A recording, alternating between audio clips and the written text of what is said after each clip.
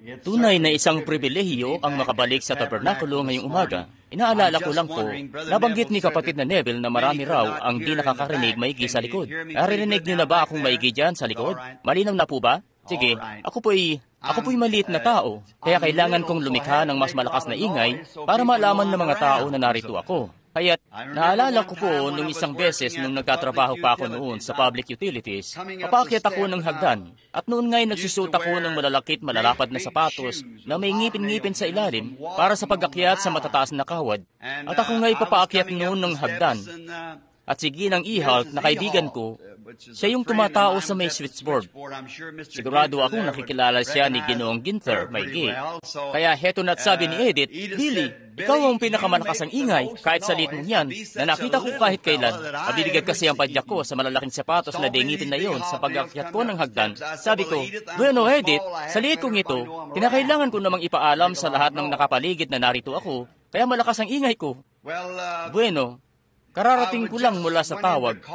Nabanggit sa akin ni kapatid na Neville ng ating butihing kapatid na si kapatid na Roy Robertson ay lumiban sa gawain ngayong umaga dahil may sakit. Yung kanyang may tumusok siyang ngipin, nagdulot yun ng infeksyon at nagkaroon tuloy siya ng lagnat at kinakailangan niya yung maipabunot sa palagay ko agad-agad. At si Roy nga'y parang tatay na rin sa atin at mahal na mahal natin siya. At sabi ko, kapatid na Roy, ako'y magpupunta na ilang minuto sa gawain. Sabi ko, sasabihin ko sa iglesia, nipanalangin ka naming lahat sa umagang ito. At bukas na kasi siya pupunta para ipabunot yon. Yung ngipin ay palihis yung tubo o parang ganon. Mali yung pagkakatubo at kinakailangan nilang biyakin yun at tuluyang alisin yun. Si kapatid na Roy ay isang veterano. Gaya ng pagkakaalam nyo, veterano ng ikalawang digmaang pandaigdig, kung saan nabaril siya doon noon ng ilang beses. At kung hindi dahil sa kabutihan ng Diyos, hindi sana siya mabubuhay.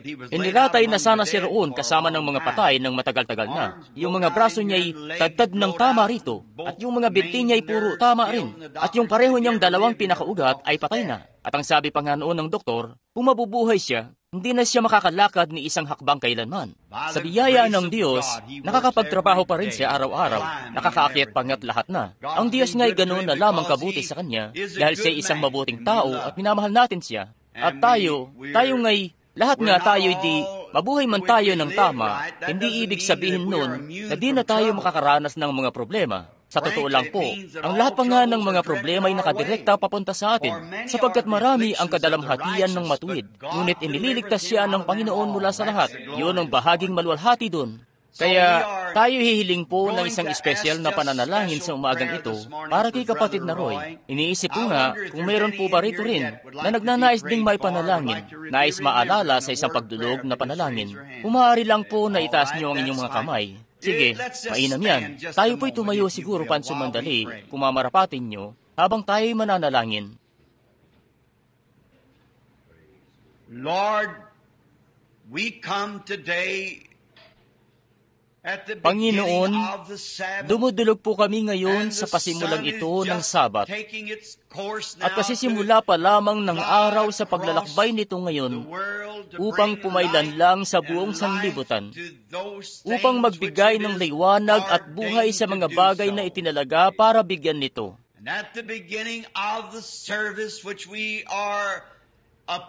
At sa pasimulang ito ng gawain na kami nga'y kabahagi ng iyong iglesia na tinawag para magdaos ng mga gawaing pagpapagaling, pisikal na pagpapagaling ng katawan, upang may sakatuparan ang mga nais at ang mga mithi ng banal naming Panginoon na nasugatan dahil sa aming pagsuway, at sa pamamagitan ng kanyang mga latay ay nagsigaling kami.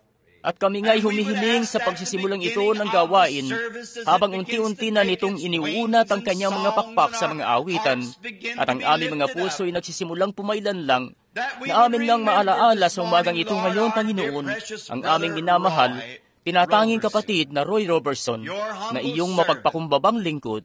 At batid namin na iyo pong iniligtas ang kanyang buhay sa dako ng digmaan, at ikaw nga'y naging mabuti sa kanya. At ngayon, siya'y nagdurusa dahil sa karamdaman na tuloy di siya makadalo sa simbahan. At, Panginoon, habang sila nga doon noon ay nananalangin sa bahay ni Juan Marcos, may anghel na bumaba sa loob ng bilangguan kung saan nakapiit si Pedro, na nagbukas ng mga pinturoon sa mahiwagang paraan at pinangunahan siya na makalabas. O Panginoon, Diyos ka pa rin mapasa hanggang ngayon. Ang mga anghel na yon ay nakahandang atasan mo sa umaga pong ito.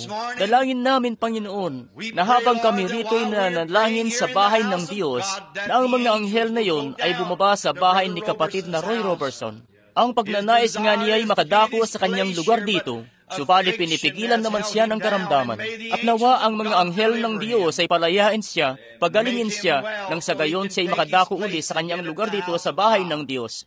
May mga ilan din po na dumanas ng paghihirap bago pa man sila makarating dito. Sila po'y may sakit, at nakita nga namin ang isang matandang babae habang papaupo siya. Itinaas niya ang kanyang mga kamay habang humahakbang siya ng nangangatog ang kanyang mga paa.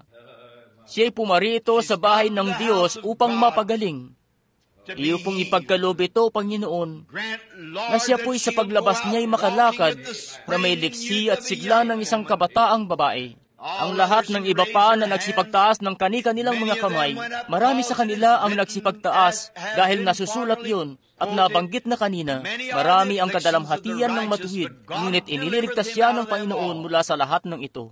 Nawa kami makapailan lang sa umagang ito patungo sa pananampalataya, sa mga bisig ng pananampalataya, na sa amin ay magpapalaya mula sa lahat ng sakit at dalamhati. Sa pagtatapos nga po ng gawain, naway wala ni isa sa amin ang nangihina pa sa kaligitnaan namin.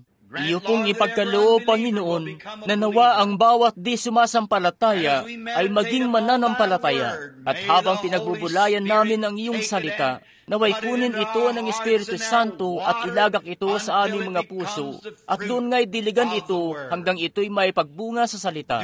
Iyo pong gawin ito para sa amin, Panginoon, habang aming iniyuyuko ang aming mga ulo ng may kababaang loob, at hinihingi ito sa pangalan ni Jesus. Amen. Makakaupo na kayo.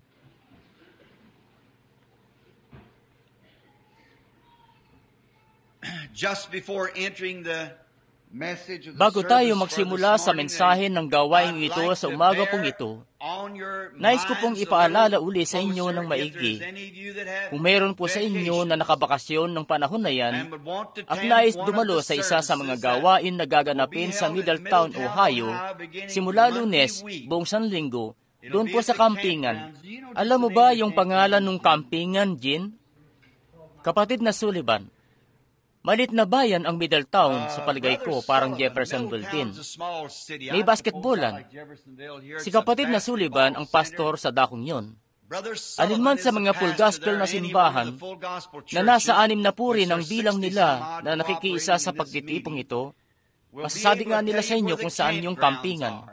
At maraming mga maliliit na matutuluyan doon sa mismong campingan, nabanggit nga sa akin, para asikasuhin yung mga tao na gustong pumunta.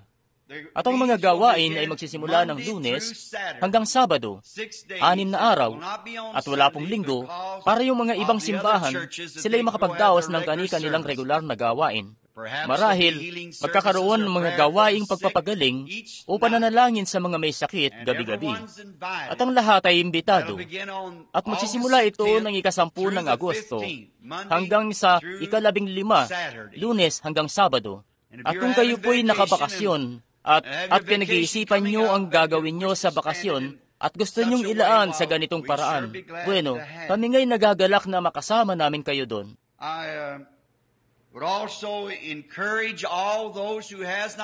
Hinihimok ko rin po ang lahat na di pa nababautismuhan sa Kristiyanong pagbabautismo na manatili sa umagang ito at pagnilay-nilayan yun, at maging handa lamang po sa gawain ng pagbabautismo.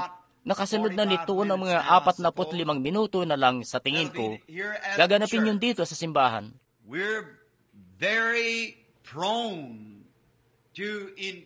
Lagi naming hinihimok ang mga tao na mabautismuhan sa Kristiyanong pagbabautismo, yamang nababatid namin na ito'y mahalaga sa kaligtasan.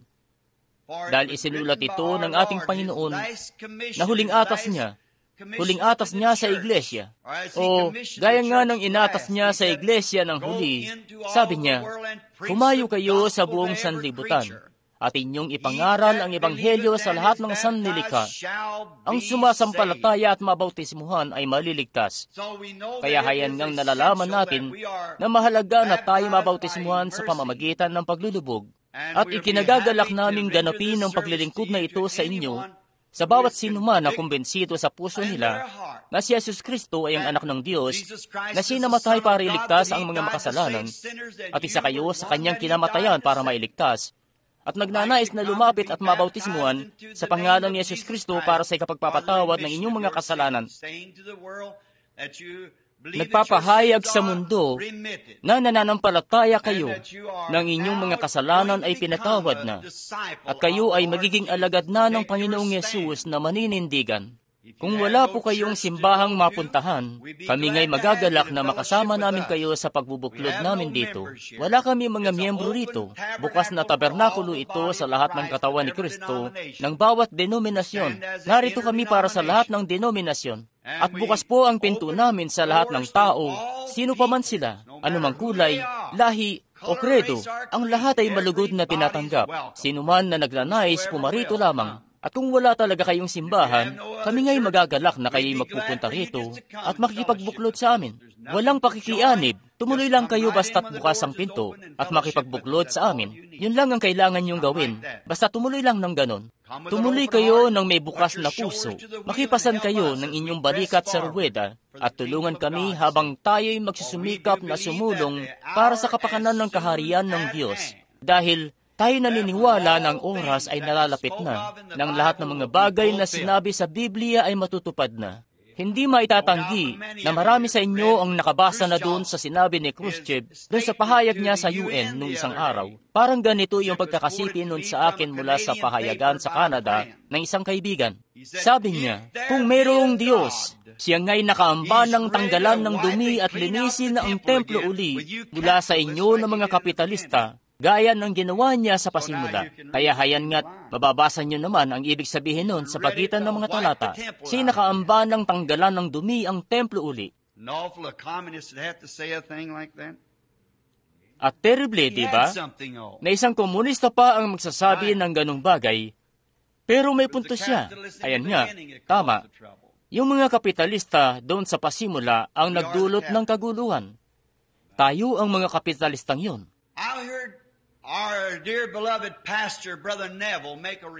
Napakinggan ko ang minamahal nating mahal na pastor na si kapatid na Neville, na may nabanggit siya doon sa niya sa television o programa sa radyo ng isang umaga na nagpabalik-balik sa aking isipan. Di ko yun makalimutan. Binanggit ko pa ngayon sa isa kong kaibigan kagabi. At ganito po yun, na ang mangyayari nga, pagkatapos na kunin paalis ang Espiritu Santo mula sa mundo, ang mga formal na pansimbahang relihiyon ay magtutuloy-tuloy lang nang di nila nalalaman ang pagkakaiba na wala na pala. Mga ilan po rito ang nakapakinig na doon? Hindi po ba't nakakabigla yon? Hindi kasi nila napagkikilala ang Espiritu Santo, kaya di rin nila malalaman mawala man ito, at sila nga'y magpapatuloy lang gaya ng dati.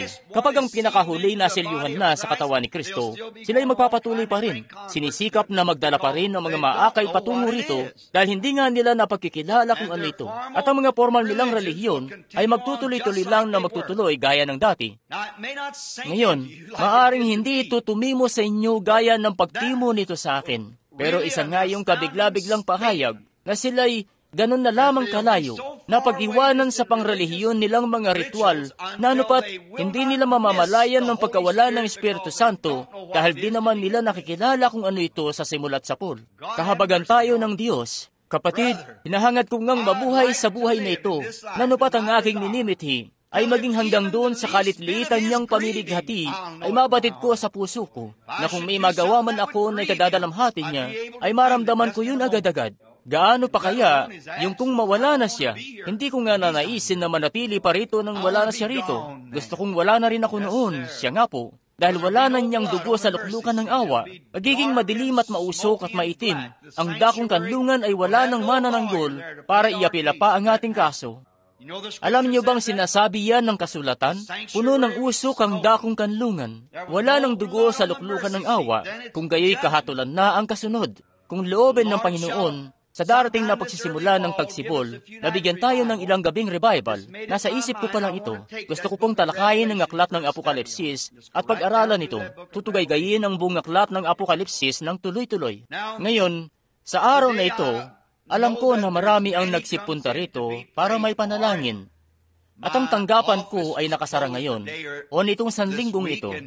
At ang ilan ay nagsipunta, pero di sila nabigyan ng pagkakataon na may panalangin doon, dahil ang mga kalalakihan ay nagsiuwian ng isang araw o ilan para makapahinga. Napakarami rin kasi nilang trabaho na inaasikaso, sarili nilang asikasuhin, tapos may asikasuhin pa sa tabernakulo, at pati yung mga tumatawag sa akin sa telepono at lahat na. At nakakatensyon namang talaga yon paglaon. At kaya yun po ang dahilan. Batid ko naman na kung ako nga lumalabas po ako at nagpupunta sa isang dako ng paminsan-minsan at gagawa ng ibang bagay, at kaya alam kong kailangan din nila yun din. Kaya heto na tinawagan nila ako. Sabi ko, sa palagay ko'y mainam ngayon. At tayo po'y mananalangin para sa mga may sakit sa ilang sandali. At sa palagay ko'y magbasa muna tayo ng ilan mula sa salita ng Diyos. Kung dala nyo ang inyong Biblia ngayon, tayo po'y bumuklat na sa aklat ni Isaias. Gustong-gusto ko ngang nakikita kayo na daladala nyo ang aklat nyo at binabasa ito. Babasa ako. May isa man o dalawang salita kayo riyan na mababasa natin, ano't ano paman, ito'y ang walang hanggang, walang kamatayang salita ng Diyos. Hinding-hindi ito lilipas kailanman. Ika-55 kabanata ng Isaias, ang paksa, walang hanggang kaligtasan. Lahat na nangauuhaw, magsiparito kayo sa tubig, at siya na walang salapi, magsiparito kayo. Kayo'y magsibili at magsikain. Oo, kayo'y magsiparito, kayo'y magsibili ng alak, ng gatas ng walang salapi at walang bayad. Why do you spend money for that which is not bread? And your labor for that which satisfieth not. Bakit kayo nang naggugugol ng salapi sa hindi pagkain, at ng inyong gawa sa hindi nakabubusog? Inyong pakinggan ako, at magsikain kayo ng mabuti, at mga lugod kayo sa katabaan. Incline your ear, inyong ikiling ang inyong tenga, at magsiparito kayo sa akin. Kayo'y nagsipakinig, at ang inyong kaluluwa ay mabubuhay. At ako'y makipagtipan sa inyo ng walang hanggan, sa makatwid bagay ng tunay na mga kaawaan ni David.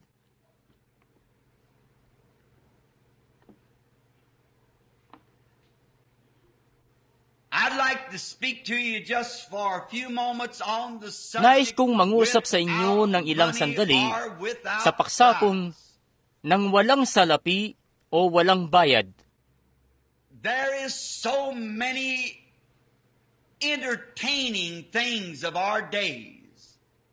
Napakaraming mapag-aaliwan sa panahon natin ngayon. Napakarami talagang bagay sa paligid ang nakakaengganyo sa mga tao na tinatawag nating mga kalayawan. At mayroon para sa lahat ng tao, lahat ng edad. There are the enticements for the young people. The modern, Hayan ang mga nakakaengganyo sa mga kabataan na mga modernong sayaw at rock and roll na mga kasiyahan at mga tugtugang kalakip nun. At nakakaengganyo ang lahat ng ito. Nakakaaliw. Hindi ko alintana gaano pang kainam ang isang tahanan na pinaglakihan ng isang bata at gaano man ang pagtuturo sa bata na yan na gumawa ng tama. Kung ang bata na yan ay di pa nakakatanggap ng karanasan ng bagong kapanganakan, makukuha ng rock and roll na mga tugtugan ng atensyon ng bata na yan sa pagkarinig pa lang niya doon. Dahil sa loob niya, ay naipanganak sa loob niya sa pamamagitan ng kalikasan ang isang karnal na espiritu. At ang kapangyarihan ng dyablo ay ganun na lamang katindi ngayon na makukuha at makukuha nito ang espiritu ng maliit na batang yun. How much more will it do to the old man? At gaano pa kayang mas matindi ang gagawin nito sa isang matanda na, siya nga, na tumanggi sa bagong kapanganakan, dahil yamang mabago muna ang buhay mo, at ikay mabago't maipanganak na muli sa kaharian ng Diyos, ang kalikasan mo'y mananatiling nakahilig sa mga bagay-bagay sa mundo. Kahit gaano ka pang karelihiyoso, maliban talaga na mabago muna yun sa iyo. Magagawa mo ngang makasamba at maging relihiyoso talaga, pero naroon pa rin yung kung anong uri ng kapangyarihang yun na humahatak sa iyo, dahil ang lumang tao na ito ng kasalanan at ang mga pagnanasa nito ay hindi pa namamatay sa inyo.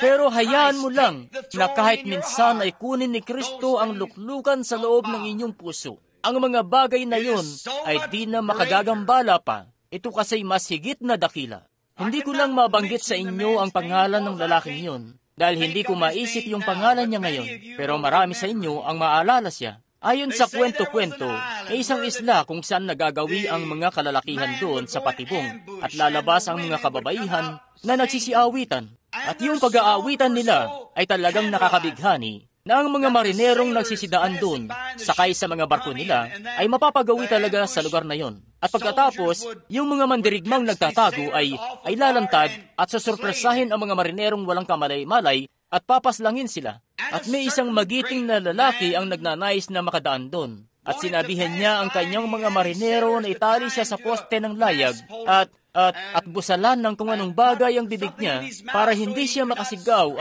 at pinalagyan niya ng takip ang mga tenga ng mga marinero para di nila marinig, dahil sa pagdaan ng barko nila doon ay talagang maririnig yun. At heto na't nagsilabas na ang mga kababaihan na nagsisipagsayawan at nagsisihiyawan at nagsisiawitan at halos matuklap na yung balat niya sa pulsuhan niya.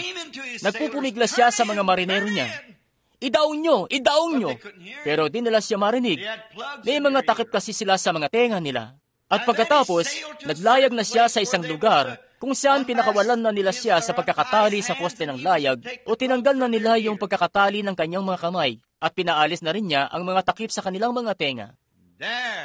Sa lugar na yon, habang naglalakad sa may lansangan, narinig niya ang isang musikero na higit na lalong mahusay kesa doon sa mga nasa isla, na nung siya'y mapadaan uli sa isla, sabi nila, magiting naman lalakbay, itatali ka ba namin uli sa may poste ng layag?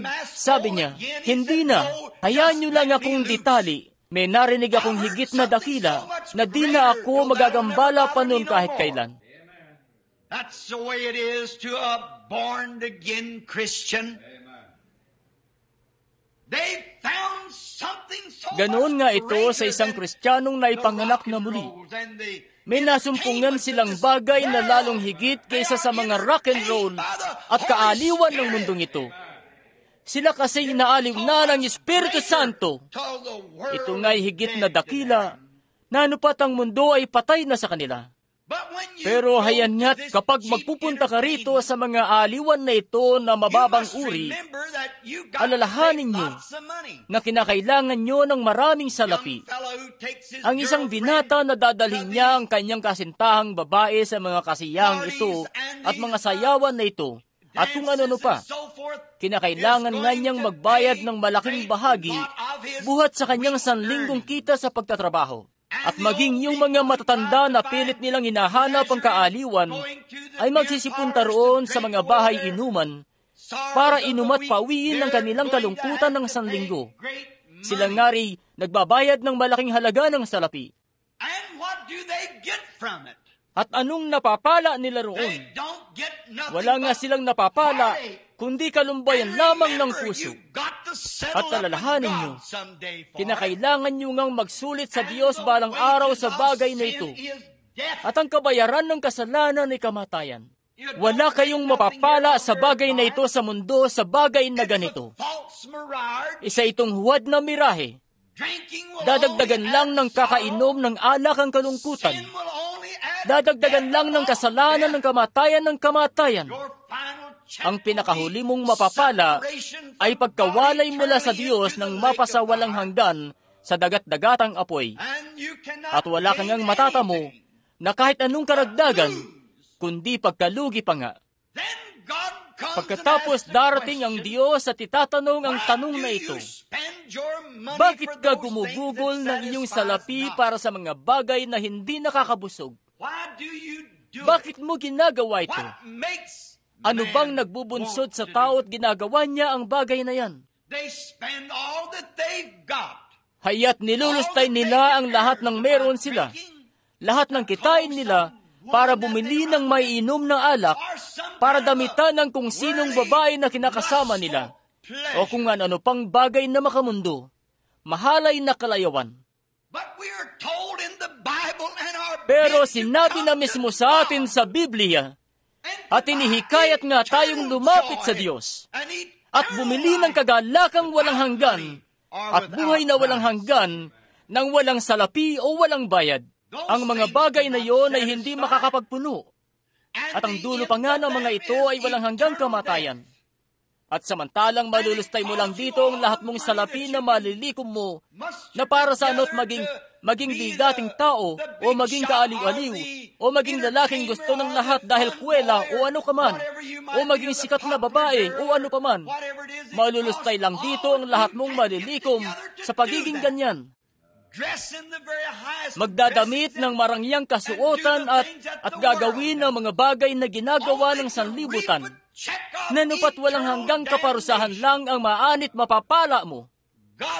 Sasabihin ng Diyos sa oras na yan, bakit? Ano ang gagawin natin sa araw ng paghatol kapag tinanong tayo kung bakit natin ginagawa ang bagay na yan? Ano kayang magiging sagot natin? Ano kaya ang isasagot ng modernong Amerika na inaangkin nilang Kristiyanong bansa raw sila? At samantalang mas malaki-laking salapi pa ang nilulustay sa whiskey sa buong santaon kaysa sa ipinambibili ng pagkain. Why spend your money for those kind of things? Yet the government would Bakit nyo ginugugol ang salapi nyo para sa ganyang uri ng mga bagay? for $5 Tapos magagawa ng gobyernong ipakulong ka dahil lang sa $5 na buwis na ipinadala mo sa isang institusyon na hindi naman daw dapat tumanggap ng buwis para maipadala sana sa mga pagmimisyon sa ibayong dagat. Haya't tatanungin tayo balang araw, bakit nyo ginawa yun? Isa tayong Kristiyanong bansa, at samantalang bilyon-bilyon ang ipinapadala natin sa mga tao roon dahil sinisikap nating bilhin ang pagkakaibigan nila. Ngayon tinatanggihan na nila ito. Di na nga nakapagtatakang sinabi ni Khrushchev, kung merong Diyos, tatanggalin niya ang dumi mula sa kanyang palasyo para luminis uli. Ano pat, ang mga di naniniwala sa Diyos ay nagagawa nilang magbitiw ng ganyang mga pahayag para hiyain tayo. Katuya-tuyang bagay talaga. At samantalang tinatawag natin ang ating mga sarili na mga Kristiyano. Ang sabi ng Diyos, magsiparito kayo, bumili ng buhay na walang hanggan, ng walang salapi, walang bayad, buhay para mabuhay magpakailanman. Tapos tinatalikuran lang natin ito at tinatawanan lang natin siya ng mukhaan. Ano kayang gagawin natin sa araw na yun? Ano kayang magiging yamang ibinigay na sa atin ng Diyos ang mga bagay na dapat nating gawin at pinagkalooban tayo ng salapi at ginawa pa tayong pinakamayamang bansa sa ilalim ng langit? Kaya naman tatanungin tayo ng Diyos kung ano ang ginawa natin sa salaping yun. Bakit natin ginugugol ang salapi sa mga bagay na hindi nakakapagpuno? Hindi lang ito katanungan para sa bansa, pero sa lahat ng individual mula sa sentimo-sentimo hanggang sa milyon-milyong dolyar sa bawat isa na binigyan. Hayan ngang nagpapatayan pa rito ang mga tao. Nabasa ko sa isang artikulo kamakailan lang. May 2 kalalakihan daw na nagtatrabaho sa isang kampo para sa pangangaso. Ang isa ay may 5 anak, yung isa ay 2 naman. At yung isa sa kanila ay kailangang tanggalin sa trabaho. At yung isa sa mga kalalakihan na may 2 anak o 5 anak, sa tingin niya mas kinakailangan niya yung trabaho kaysa doon sa may 2 anak lang. At sumama siya doon sa lalaking yun para mangaso. At binaril niya yung lalaki sa likod. Salapi, yan na ang kinasadlakan ng bansa. Yan na ang simbuyo. Yan na ang espiritu na nangingibabaw sa mga tao. Kaya naman makikita niyo dyan ang kahalagahan talaga ng bagong kapanganakan. Dapat kayong may panganak na muli.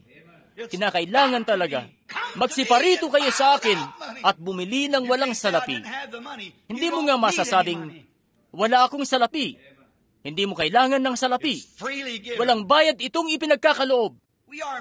Tayong mga Amerikano ay nakasanayan nating bayad na lang tayo ng bayad para matamo natin ang lahat ng bagay. Yun ang slogan natin. Nagbabayad naman kami para sa mga bagay-bagay.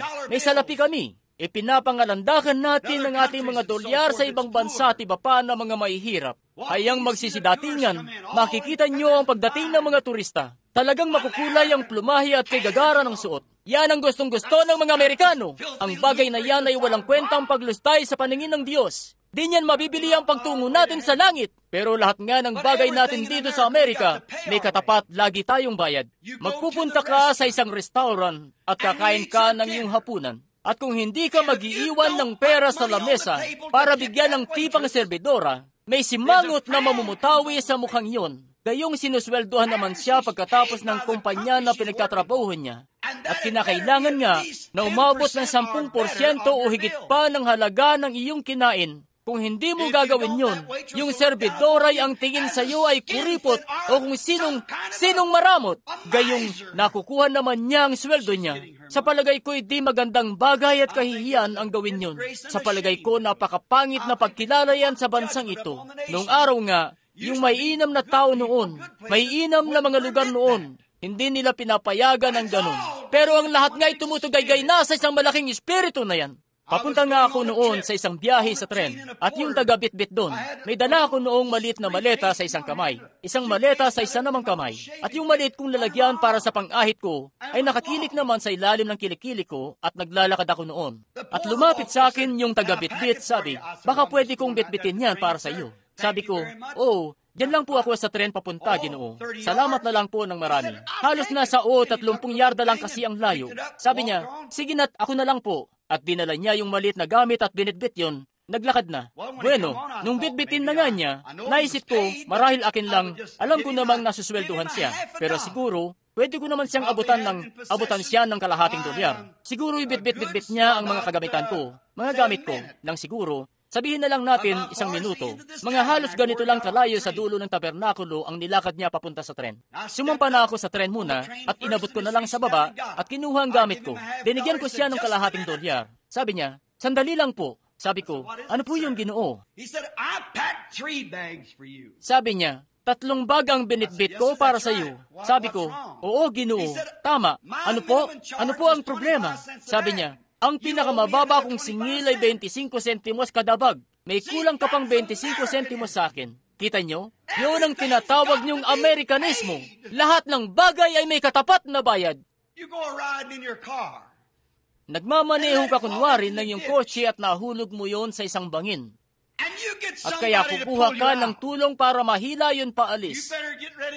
Abay, kailangang handa kang magbayad dahil tiyak na sisingilin ka nila sa paghatak nila doon. Yung maghahatak na papunta at ihila sa iyo doon. Sisingilin ka niya kada milya. At kung magsasaka ka pa, 9 sa 10, kung ipapahatak mo yung traktora mo doon, mas matindi pa ang bayad. Kinakailangan mo magbayad na lang ng magbayad sa lahat ng bagay na ipapagawa mo. Lagi na lang bayad, pera. At mas masahol pa nga yung bangin na pinagulugan sa iyo ng kasalanan. Sino nga ang makasasalba sa iyo paalis sa bangin na yan ng kasalanan? Pero heto nga ang Diyos na hinango ka mula riyan sa bangin na yan ng kasalanan nang walang salapi, walang bayad, sa panahon na walang kahit sino ang may kakayahan na hanguin ka mula roon. Kung di ka magbabayad ng maayos doon sa mga hatak na hango sa iyo roon, mananatili ka sa bangin. Kinakailangan may salapi ka o manatili ka riyan sa bangin. Pero ang pinakamasahol sa bangin na kinahulugan nyo ay itong pinagulugan sa inyo ng dyablo. Dito sa bangin ng kasalanan at kawalan ng pananampalataya. Ang Diyos nga'y bukal ng kaloobang hahanguin kayo ng wala pong salapi, walang paniningil. At sa kabila nun, hayang nakasadlak pa rin kayo sa banging yan, nang ririmarim sa kasalanan. at di man lang magawa na tumawag sa kanya. Kapag hihingi ka ng saklolo sa mga hatak, kadalasan may ginagamit silang malaking kadena na ilalaylay nila doon sa bangin. Ipupulupot yun sa bumper o kung saan, at sisimulan nilang hatakin na. At yung puwersa ng sasakyang tagahatak ay magsisimulang humatak, at yung makina nun ay uugong at mahatak ka na palabas. Nung matagpuan kayo ng Diyos sa bangin ng kasalanan na yan, at narinig ang inyong pagtawag sa Kanya, naglaylay siya doon sa ibabang yun ng kadena na ipinulupot sa Kalbaryo sa pag-ibig ng Diyos at iniangkla ito sa inyong puso. At isinalin doon ang kapangyarihan ng Espiritu Santo at sinimulan ng hatakin. At hindi ka nga pinagbabayad ng kahit ano. At sa kabila nun, ay naglulumagi tayo doon sa bangin na yon dahil di natin kayang bayaran yon galing sa ating bulsa. Tayo kasing mga Amerikano, niisip natin na mababayaran natin yon galing sa ating bulsa. Pero hindi nyo nga yun magagawa. Wala kasi itong katumbas na salapi o walang bayad. Hindi mo yun mababayaran sa simbahan. Binayaran na yun ni Jesus sa Kalbaryo. Pero ang mga tao'y ikinahihiya ito. Gusto kasi nila ito sa pamamaraan nila. Ang Diyos ay may pamamaraan para iyong mata mo ito. At ito'y walang bayad kung tatanggapin mo lamang ito. Kadalasan, kapag hahatakin ka nila mula sa bangin, ikaw nga'y magagalusan. Kinakailangan mong magpunta sa ospital. At bago ka nila asikasuhin doon, bago ka pa man tingnan man lang sana, magtatanong sila, sinong magbabayad ng bayarin? Kung tatahiin namin ang mga sugat, kung bubuhusan namin ito ng langis, at iiniksyonan ka para malayo ka sa banta ng pagkalaso ng dugo, anong klaseng insurance ang meron ka? Bago ka pa man tingnan sa paumpisa, kinakailangan na may pera ka na agad na may papakita. Pero nung ang Panginoon ay ipulupot ang kanyang kadena ng pag-ibig sa palibot ng iyong puso, at hatakin ka palabas sa bangin na yan ng kasalanan, kanya ngang pinagaling ang bawat wasak na puso. Inalis ang lahat ng pagkakasala, at ang bayarin ay iwawaksi doon sa dagat ng pagkalimot, para di na ito alalahanin pa laban sa iyo. Magsiparito kayo ng walang salapi o walang bayad. Kahit gaanong kagrabe pa ang natamo mong sugat, kahit gaano pang kagrabing galos ang dinanas mo, gaano mang katindi ang nagawa ng pamilya mo, o nagawa mo, wala ngang kalakip na bayarin ito. Siya ang nagpapagaling ng dalamhati ng puso, nag-aalis ng lahat ng kalungkutan. Siya ay nasugatan dahil sa ating pagsalangsang, binugbog dahil sa ating mga pagsuway, itinataw sa kanya ang parusa para sa ating kapayapaan, at sa pamamagitan ng kanyang mga latay ay gumaling tayo. Walang bayad itong lahat. At hindi man lang natin gustong tanggapin ito. Dahil tayo pinangingibabawan ng maling espiritu. Pinangingibabawan tayo ng espiritu ng bansa, ng espiritu ng mundo, sa halip na mapangibabawan ng espiritu ng Diyos, ng Espiritu Santo, na mangunguna sa atin at gagabay sa atin sa lahat ng katotohanan at tutuparin ng Biblia. Minsan noon, may nakausap akong isang di naniniwala sa Diyos. Isipin mo yon, Ginoong Branham. Itong lahat ng paghihirap natin sa buhay, at ang tanging bagay lang para maligtas tayo ay kung anong sinaunang kasulatang Hudyo lang. Sabi ko, Ginoo, marahil yun lang ang tanging bagay na masasabi mong taglay mo. Pero may taglay ako rito na higit dyan. Taglay ko ang espiritu ng isa na yon na sumulat nito, na pinatututuhanan nito at tinutupad ito, bawat pangako. Di nga niya alam kung paano tanggapin yon. Kita nyo? Kinakailangan niyong lumapit lamang at bumili ng walang salapi. Bumili ng walang bayad.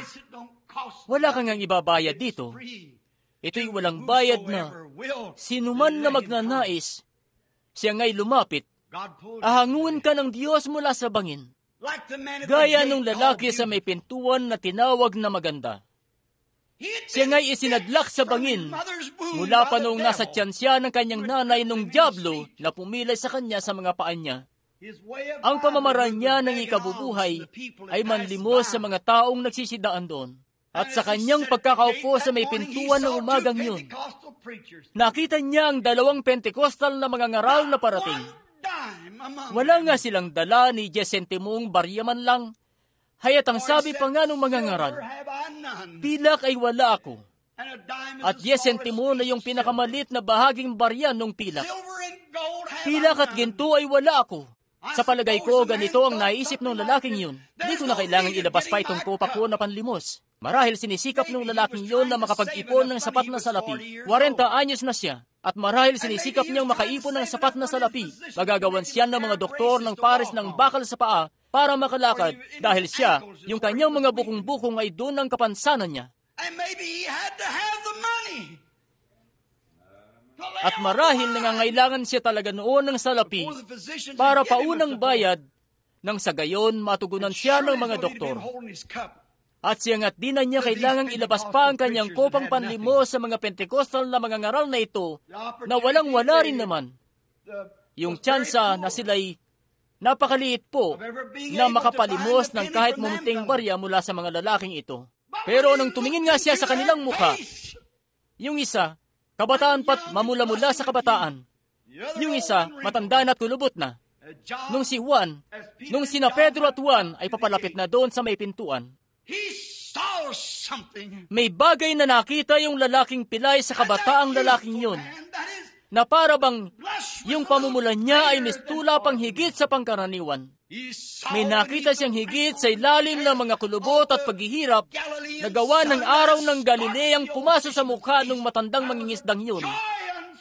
May di may paliwanag na kagalakan at puspos ng kalwalhatian. May bagay siyang nakita na tila ba kakaiba. Alam nyo, may kung anong bagay nga rito sa pagiging Kristiyano na nagpapaiba ng itsura ng mga tao. Sila ang pinakamagandang tao saan mang lupalop ng mundo. At kinuha niya ang kopa niya at itinabi sa gilid. At si Apostol Pedro, yamang siya ang nakakatanda, ang sabi, pilak at ginto ay wala ako. Sa madaling sabi, hindi kita kayang tulungan na makabili ng saklay. Pilak at ginto ay wala ako, ngunit meron ako ritong ibang taglay. Siya nga'y nakaparoon na para makabili mula sa kanya na may taglay ng pulot-pukyutan at kagalakan ng alak ng kaligtasan. Siya nga'y kagagaling pa lang doon. 2 o 3 araw pa lang ang nakararaan noon. Galing sa Pentecostes, kung saan may bagay na naganap. At yung kabataang lalaki ay buong siglang sumang-ayon ng may napakalakas at malaking amen sa sinabing yun at tumingin sa mukha ng pilay. Anong nangyari? Ang kadenang yon ng pagkaawa, yung pagkahabag niyang yun na nagsabi, ako'y nahabag sa mga may sakit. Ang siyaring espiritu na yon ay namutawi doon sa puso ng matandang mangingisda. Sabi niya, kung sa salapi, wala ako nun. Ngunit may bagay ako na makamilyong beses na higit sa bagay na yon. Yun ang mayroon ako. Ngayon, alalahanin niyo, si Pedro nga ay isang Hudyo, at sila nga'y may hilig sa salapi. Likas na nila. Pero ang Hudyong ito ay nabago. Hindi, itong meron ako, ibebenta ko sa iyo. Pero itong meron ako, ibibigay ko sa iyo. Itong taglay ko rito. Wala nga ako ni mumunting barya sa bulsa ko, ni hindi ko nga kayang bumili ng pirasong tinapay. Wala nga akong mabili kahit na ano. Wala ako ni sentimo. Pero kung iyo lamang tatanggapin itong bagay na meron ako, ibibigay ko ito sa iyo dahil walang bayad itong ibinigay sa akin. Yan ang kinakailangan natin. Itong meron ako, ibibigay ko sa iyo. Ano yang meron ka, Ginoo? Ako nga'y nanggaling sa kanya na nagbebenta ng gatas at pulot-pukyutan ng walang bayad. Akin itong ibibigay sa iyo. Hindi mo ako kailangang bigyan ng kapalit sa bagay na ito. Kung iyo lamang tatanggapin ito, akin itong ibibigay sa iyo. Hindi kita sisingilin. Haya't ibibigay namin ito. Dahil kung paanong tinanggap ninyong walang bayad, ay inyong ibigay ng walang bayad.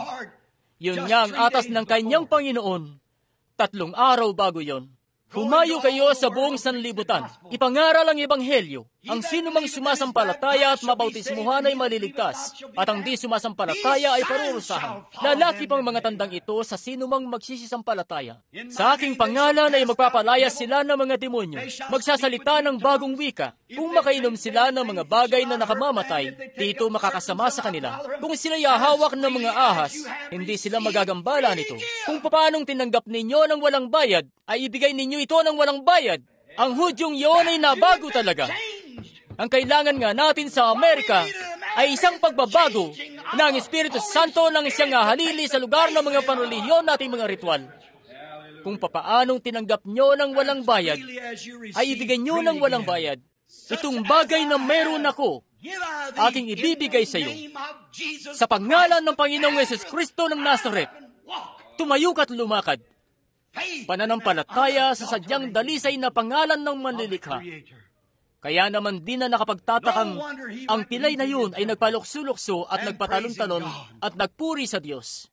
O yung mahihirap na bagay nga na pinagdaanan niya, marahil naupo siya doon ng mag-40 taon. Sinisikap sanang makalikom ng sapat na salapi para maibili ang sarili ng saklay, pero hindi niya magawa. Pero doon nga mismo sa di inaasahang lugar at di inaasahang panahon at di inaasahang mga taong salat din naman, nakuha ng pilay ang inaasam niya. Ako nga'y galak na ganun nga ang ginawang pamamaraan ng Diyos doon. At dun sa may grupo ng mga hamak na binansagang mga holy roller isang gabi, nasumpungan ko ang inaasam ko na di mabibili ng salapi. Sa grupo na yon ng mga salat sa pinag-aralan, hindi edukado, hindi magaganda ang bihis na mga negro, kung titingnan pa nga, doon sa dakong yon na dating bahay, inuman na inibat inayos lamang, doon mismo sa dakong yon, nasumpungan ko ang isang bagay na higit ang halaga, isang mamahaling hiyas. Nung yung maitim na kapatid doon ay tumingin sa mukha ko noon at nagsabi, natanggap mo na ba ang Espiritu Santo magmula nung manampalataya ka? O isa nga iyong bagay na inaasam-asam ko talaga. Hindi ko nga yun inaasahan noon na masusumpungan ko sa gitna ng mga taong yun. Pero taglay-taglay nila ang kailangan ko. The UN today,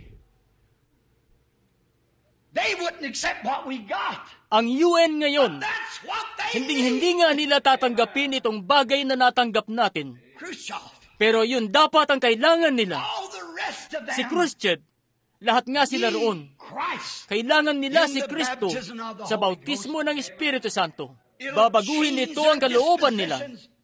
Ibubunsod nito ng mga kalalakihan na namumuhi sa isa't isa na maging magkakapatid.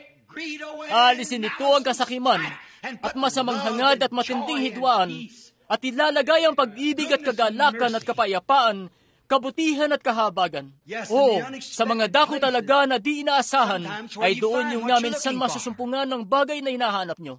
Ano pa't maibibigay talaga ng mga anak ni Israel? Ang lahat ng mga nakuha nilang samsam sa Ehipto, nung panahon na yon na halos duguin na ang kanilang mga labi, nung panahon na yon na halos laylay na ang kanilang mga dila sa kanilang bibig, ano pa, kung maaari nga lang, ay ibigay na nila ang lahat ng gintong nakuha nilang samsam sa mga taga-Ehipto, para sa kahit isa man lang na masarap na malamig na inuming tubig. Ang mga pinuno nila sa ilang ay dinala na sila mula sa isang oasis, patungo sa isa pang oasis, mula sa mga balon, patungo sa mga bukal. Pero ang lahat ng yon ay mga tuyo naman. Then there come without money or without price. Tapos bigla na lang dumating ng walang salapi o walang bayad. Nagsalita ang tinig sa propeta at ang sabi, magsalita ka sa bato, sa pinakatuyong bagay doon sa ilang, sa pinakamalayong bagay mula sa tubig. Doon nga'y ang uhaw nila'y napawi, nang walang salapi o walang bayad. Magsalita ka sa bato. Hindi sinabing bayaran mo ang bato, kundi magsalita ka sa bato. Siya pa rin mapasa hanggang ngayon ang naturang bato sa gabing ito. Siya ang bato sa nakapanghihinang lupain. Kung kayo nga'y naglalakbay sa nakapanghihinang lupain na yon, magsalita kayo sa bato. Hindi niyo siya kailangang bayaran. Magsalita lamang kayo sa kanya. At siya'y handang saklolo sa panahon ng kabagabagan. Kung kayo ay lipos ng karamdaman, magsalita lang kayo sa bato. Kung kayo ay lipos ng kasalanan, magsalita lang kayo sa bato. Kung kayo ay lipos ng kahinaan, magsalita lang kayo sa bato. Tingnan nyo, para bang sa dinami-dami ng lugar, para bang kung walang tubig doon sa mga mumunting lugar kung saan may mga bukal, o di sana'y mas lalong walang tubig doon sa bundok na yun, sa may bato. Ang paggawa nga ng Diyos sa mga bagay-bagay ay kabaliktaran sa pag-iisip ng tao. Ang bato na yun, pinakatuyong dako sa buong ilang. Pero sinabi niya, magsalita ka sa bato.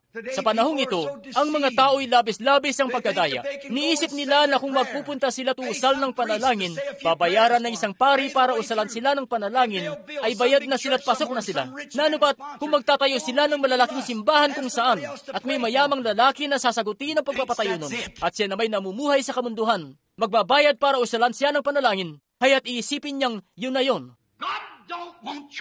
Di niya kailangan ng Diyos yung maruming pera mo.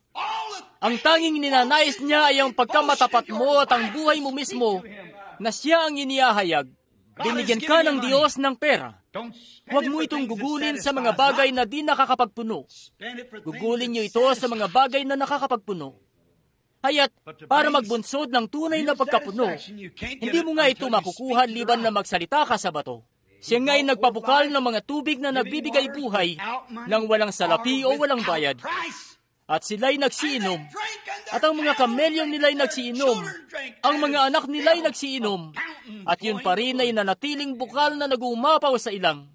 At sa ganun din, na siyang naturang bato na yon sa panahon ngayon, sa nakapangihinang lupain na ito, para sa mga taong naghihingalo, ang sino mang sumasampalataya sa Kanya ay di mamamatay, kundi mayroong buhay na walang hanggan. Pansinin, sa gabi-gabi, hindi nga nila kailangang mag-alala kung may tinapay kaya. Ang tinapay nila'y inihahatid sa kanila gabi-gabi ng panibago. Tayo nga ngayon, kung lalakad tayo at kukuha ng piraso ng tinapay, kung isa kang manlilimos, at lalakad ka rito sa isang tindahan at sasabihin, ibig ko po't gusto ko ng isang piraso ng tinapay. Sasabihin ng nagtitinda, ipakita mo muna sa akin ang $4 mo. Kailangan ko muna ng 25 sentimo para sa pirasong ito ng tinapay. At ano ngang nakuha mo roon nung matanggap mo na ito?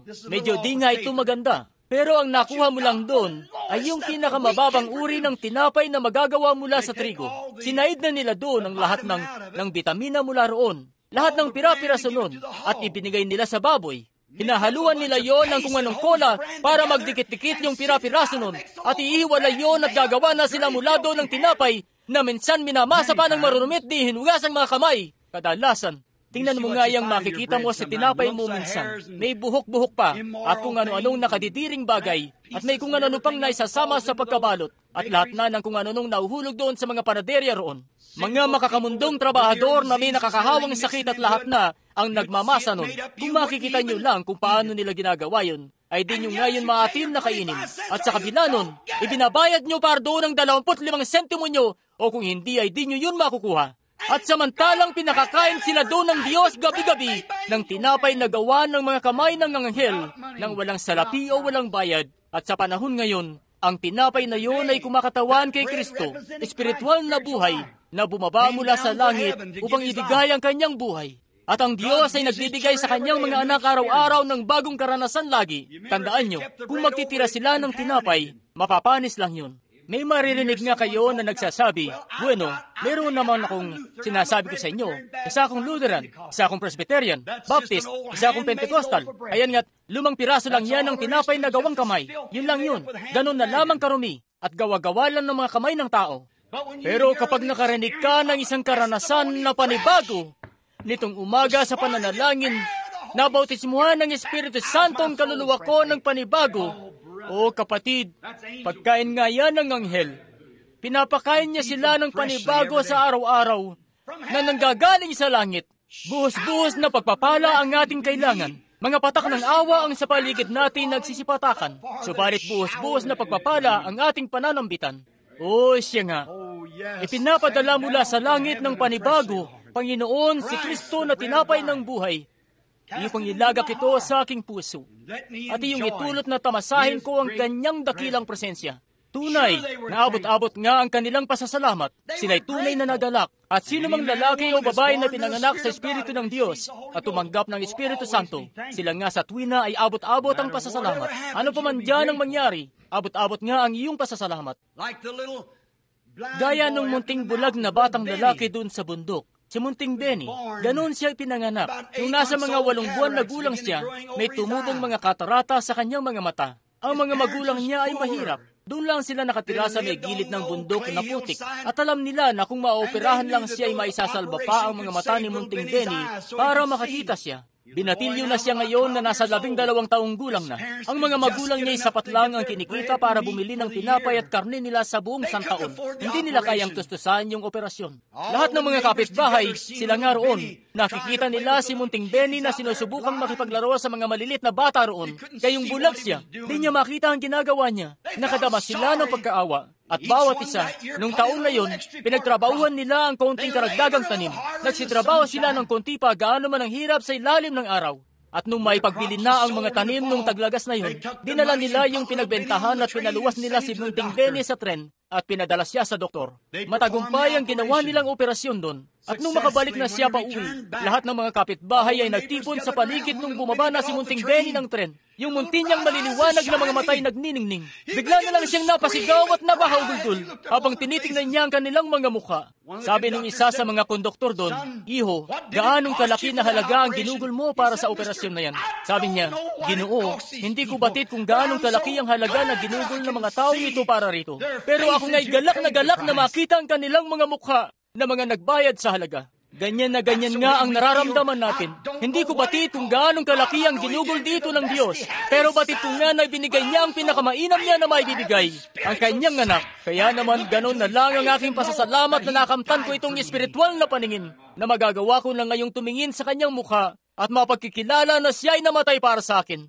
Di ko alam kung gaanong kalaki ang ginugol niya para rito. Wala tayong paraan para tansyain ang laki nito. Ganun na lamang kalaki ang halaga. Hindi ko nga masabi sa inyo kung gaanong kalaki yon. Pero ako'y abot-abot ang pasasalamat. Ako'y lampas-lampas nga ang kagalakan na noon ako'y bulag pero ngayon ay nakakakita na. Ganun na lamang ang pasasalamat ko nung panahong yun. Nasabihin sa akin ng Mayo Brothers na tapos na ang oras ko. Nung sabihin sa akin ng mga doktor na hindi na haba pa ang buhay ko. 25 taon ang nakakaraan.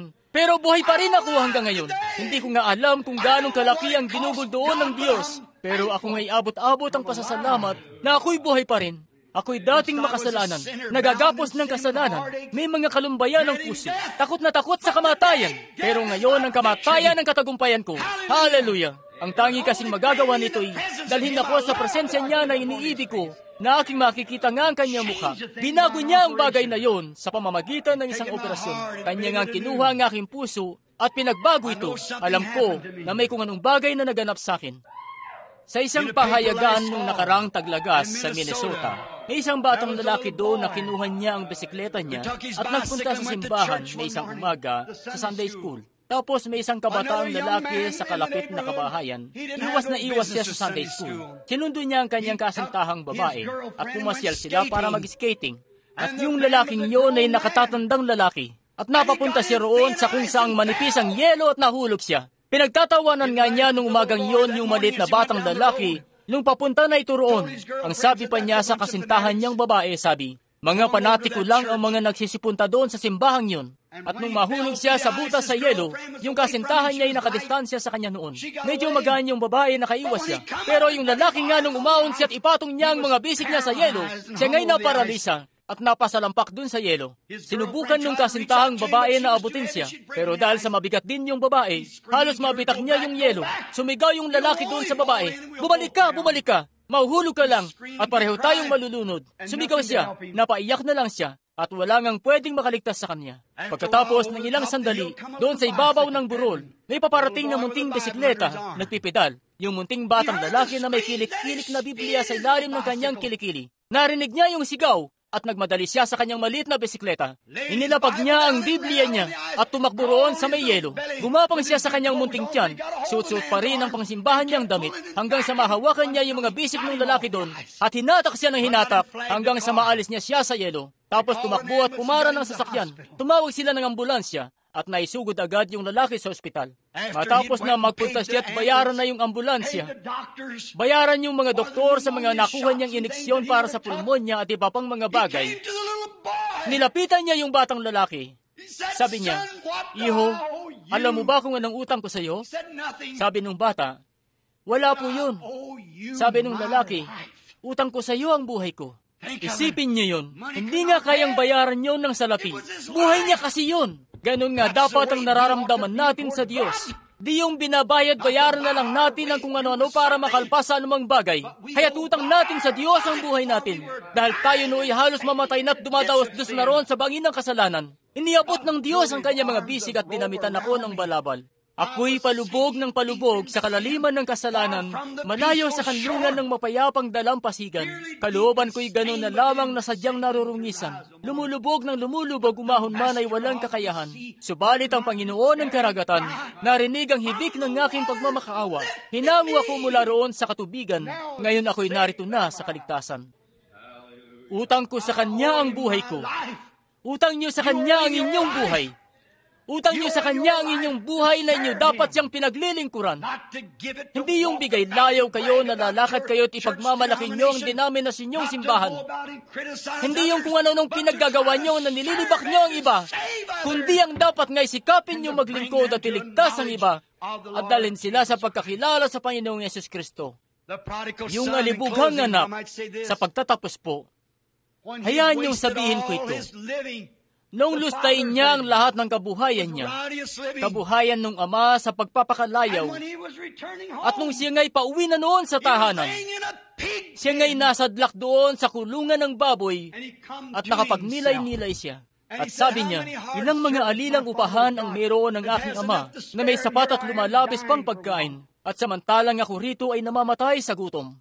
Ano kaya kung ang nagawa niyang sabihin do'y, ano kaya kung makakuha ko ng salapi para mabayaran ko ang aking Ama dahil doon sa mga nilustay ko sa paglilimayon ko? Ano kaya? Pero batid nga niya ang kalikasan ng kanyang Ama. At sabi niya, magtitindig ako at paroroon sa aking Ama.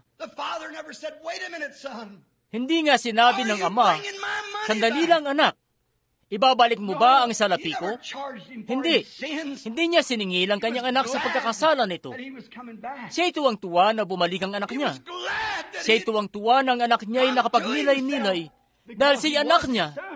Siya'y sarili niyang anak.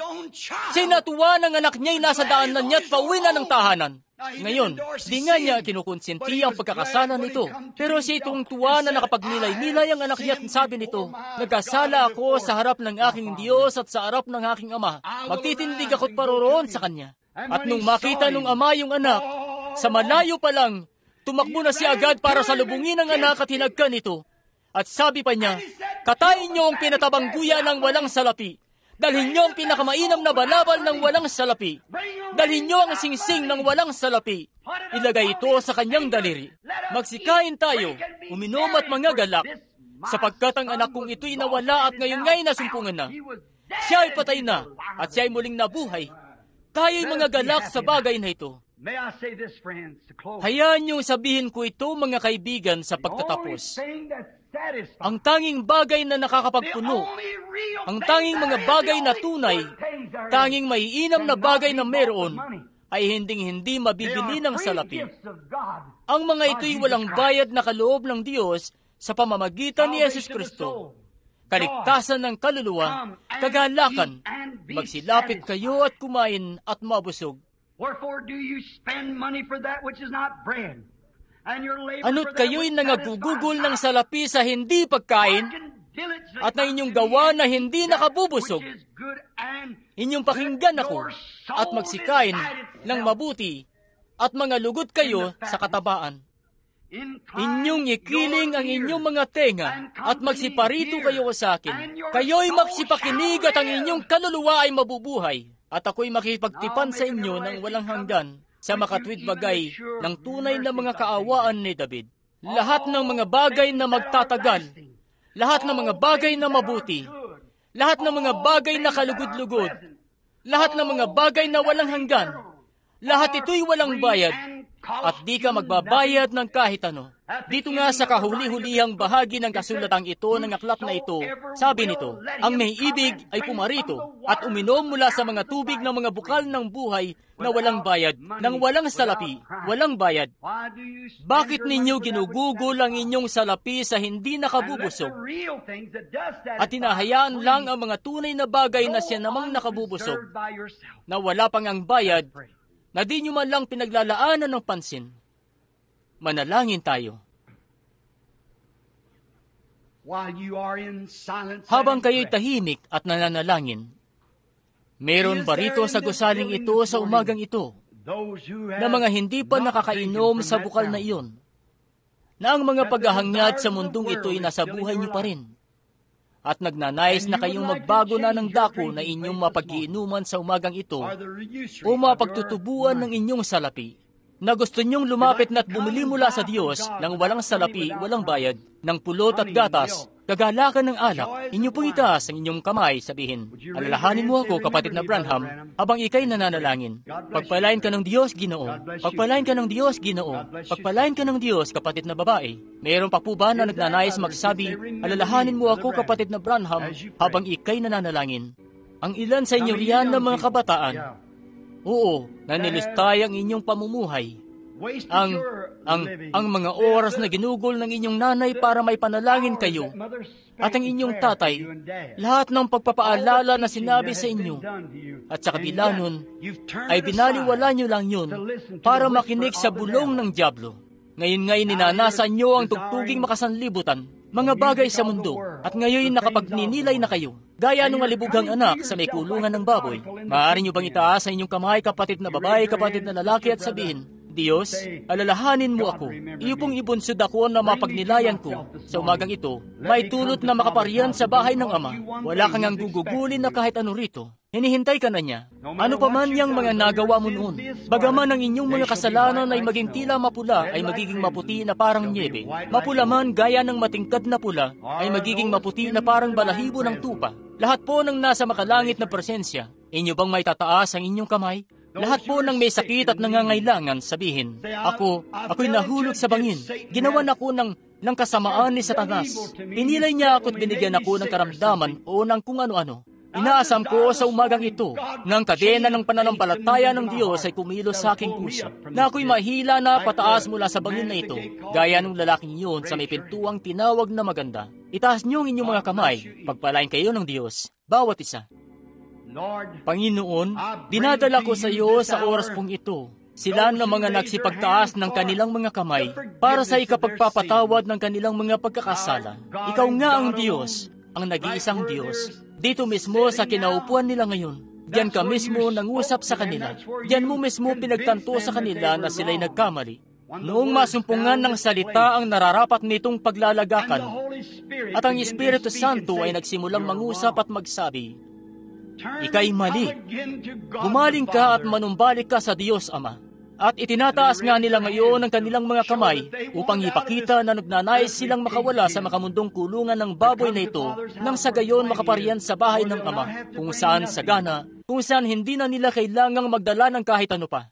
Gaya ng mainam na pagkakasabi ng Makata, wala akong sukat na madadala mula sa aking mga bisig, sa iyong krus lamang ako nakakapit na nanalig. May tulot na na sila'y makalapit ng may kaluguran, kababaan ng loob, at mahayagang sala, at maisuko ang kanilang mga buhay, at iyong nang ilalabas ang pinakamainam na balabal, at isang singsing, at ilalagay sa kanilang mga daliri, at pakakainin sila ng mana mula sa pinaslang na kordero. Iyo pong ipagkaloob ito, Panginoon. Heto nga sila na mga may sakit at nagdadalamhati. Sila po'y nangangailangan. Itinulak sila ni Satanas sa may bangin. Walang pasubali. Kulang na kulang ang perang pampaopera. Walang pasubali. Marami sa kanila ang di kayang maoperahan. Marahil di kayang tanggalin ng doktor ang sanhinon, kahit na napakarami pa niyang pera. Subalit ikaw nga ang Diyos. At idinadalangin ko sa mismong oras na ito, sa ilalim ng pahid ng Espiritu Santo na nakalagi rito sa mismong oras na ito, na iyo pong pagagalingin ng bawat isa sa kanila. Nawa sila'y mapagaling mula sa kanilang ulo hanggang sa kanilang mga paa, bawat kalit-liit ang bahagi. Kung sila naman po'y walang kagalakan, sa kaligtasan nila na di na sila nagagalak pa rito.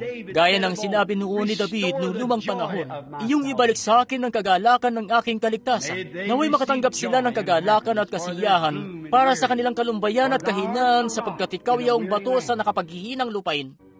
Ikaw ang mapagsisilungan sa panahon ng bagyo, sa panahon na inihahagis ng dyablo ang bawat sakit at panira sa kanila. Ikaw ay mapagsisilungan sa panahon ng bagyo. Naway mangyari po ito ngayon, Diyos, sapagkat tinihiling namin ito sa pangalan ni Jesus. Amen. softly and tenderly, Jesus is calling, calling for you, for me. Though we have sinned, He hath mercy and pardon, pardon for you and for me. Ngayon, kung nagnanais kayo, lumapit po kayo sa may altar at lumuhod. How do you desire to walk? Maaari namin kayong samahan sa pananalangin. We might pray Pahiran with you. kayo.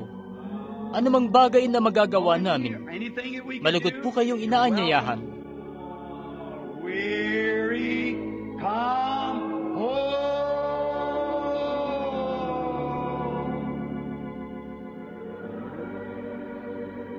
Sleep tenderly, Jesus is calling, calling, oh, sinner, come.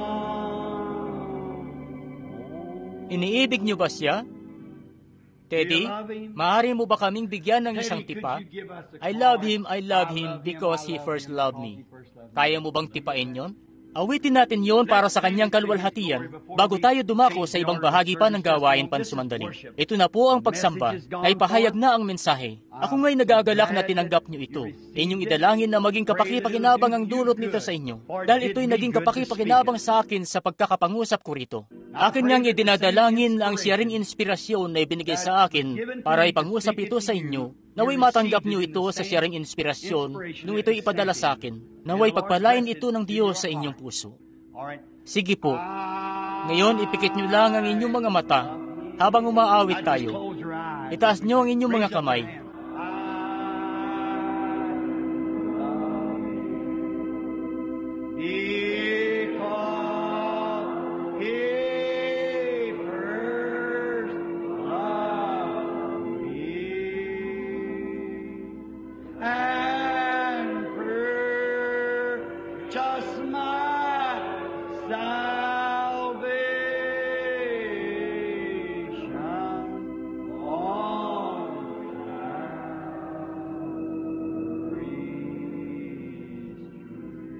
Ngayon, iyuko lang po natin ang ating mga ulo, ihiging ito. Iniibig niyo ba siya? Hindi ba't gano'n na lamang siyang katotoo sa inyong puso? Hindi ba't may kung anong bagay sa kanya na gano'n na lamang katotoo? Iniibig ko siya dahil inibig niya akong una. Inihagis ang lubid na yon ng buhay mula sa Kalbaryo. Iniangkla ito sa aking puso. Huwag niyo pong kalimutan, si kapatid na Kurman ay mangangaral sa atin sa gabing ito, gabi ng komunyon. Kung iniibig niyo ang Diyos, pumunta lang po kayo at makisalo sa komunyon kasama namin. Loobin ng Panginoon, ako'y makakasama niyo rito. Ang manugang na lalaki po ito ni kapatid na Tony Zabel, si kapatid na Tom mula Africa. Ang anak niyang lalaki, napakainam na binata, tunay na mabutit matatag na Kristiyano, mainam na munting mangangaral. Because He first loved me and purchased my salvation on Calvary. Habang nakayuko ang ating mga ulo ngayon at tuloy-tuloy lang sa tugtugang piano, Panginoong Yesus, kami po'y naghahanda na ngayon na tumuloy na sa panibagong gawain, Panginoon. Amin ka pong pinasasalamatan para sa Espiritu Santo na nangusap sa aming mga puso. At kami nga'y galak na galak, Panginoon, na iyo pong ginawa yun para sa amin. At nawa ang iyong salita ay di bumalik sa iyo ng walang kabuluhan. Bagkus magawa nito ang nilayan para rito na gampanan. Nawa po'y manatili ito ng buong buo sa aming mga puso lahat. Nang may kabatiran kami ng lahat ng tunay na bagay at nagtatagal na bagay ay galing sa Diyos nang walang salapi, walang bayad. Bakit nga ba kami magpapakahirap sa mga bagay at para bang ginagawa naming nasa bingit ito ng buhay at kamatayan, itong mga bagay na ito na naglalaho naman? Iyo pong itulot na aming mapagsumikapan ng husto, Panginoon, ang mga bagay na hindi naglalaho, na walang bayad. Ang halaga ay bukal sa loob na binayaran, at may paanyaya na magsilapit. Ang may ibig ay lumapit. Iyo pong pagpalain ng natitira pang bahagi ng gawaing ito. Iyo pong ipagkaloob, Panginoon, at katagpuin kami sa gabing ito. Iyo pong pagpalain ng gawain ng pagbabautismo. Naway magkaroon ng matinding pagbuhos. Nawa ang mga tao rito na babautismuhan sa pangalan ng iyong minamahal na anak na Panginoong Yesus. Nawa sila'y mapuspos ng Espiritu Santo. Nawa ang mga taong ito na nagsipagtaas ng kanilang mga kamay para makapagsisi ngayong umaga sa kanilang mga kasalanan, nawa sila'y magsilapit, magsuot ng kasuotan sa pagbabautismo at lumusong sa dako ng pagbabautismuhan at patunayan sa mundo na sila'y napatawad na sa kanilang mga pagkakasala at sila nga'y babautismuhan na nang sa gayon sila'y mapatawad na roon sa aklat. Iyo pong ipagkaloob ito, Panginoon. Ikaw po'y mapasakay kapatid na Kurmon sa gabing ito sa kanya pong paghahatid ng mensahe ng bagong-bago mula sa luklukan. Iyo pong pahiran siya ng Espiritu Santo. At sumaamin din habang nakikibahagi kami sa komunyon. Nawa ang aming mga puso ay malinis at maging dalisay. Nawa po'y walang maging kahit anong karumihan sa amin. Nawa ang dugo ni Jesus Kristo ay linisin kami mula sa lahat ng pagkakasala. Iyo pong ipagkaloob ito, Panginoon. Iyo pong ilayo ang karamdaman sa kalagitnaan namin at bigyan kami ng kagalakan at kapayapaan. Sa pamamagitan ni Jesus Kristo ay amin itong hinihiling. Amen. Iniibig niyo ba siya? Ngayon itaas niyo ang inyong mga kamay sa Kanya. Ngayon iabot niyo lang ang inyong kamay sa buong paligid at makipagkamay po sa mga nariyan sa tabi niyo. Russell, iniibig ko siya. Mamatay man ako ngayon. Siya nga iniibig ko talaga. Mainam yan. Sige't iabot niyo lang ang inyong kamay sa buong paligid at makipagkamay po.